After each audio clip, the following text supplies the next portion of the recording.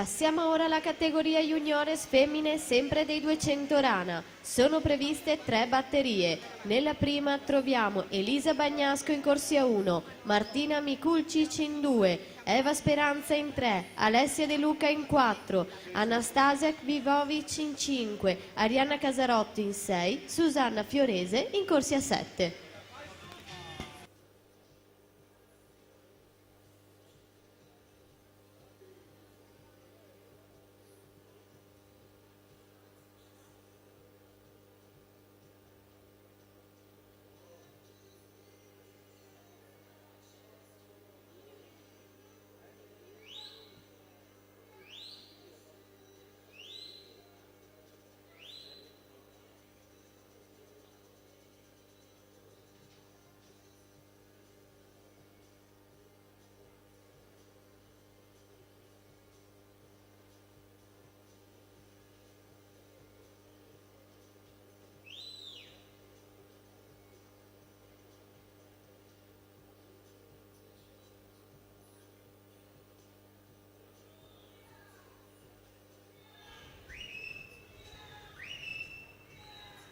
Coacci alla 5, De Meneghi alla 4, entrambi Filippo, 1,796 il primo, 1,855 il secondo, il passaggio ai 100 metri, sempre Luca Collot che guida con 2,25,08 nuotato nella seconda batteria.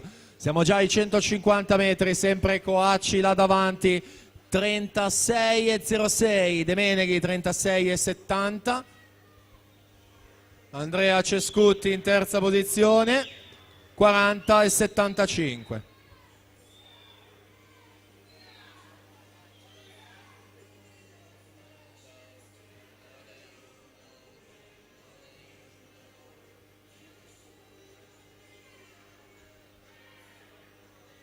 Sempre invariate le prime 3 posizioni, siamo alle battute finali ormai con Filippo Coacci al tocco, 2,20,52, dunque va lui al comando della classifica con De Meneghi subito lì in seconda posizione, 2,22,64 e poi registriamo anche l'arrivo di Cescutti che completa in 2,33,48 e si va a posizionare in settima posizione.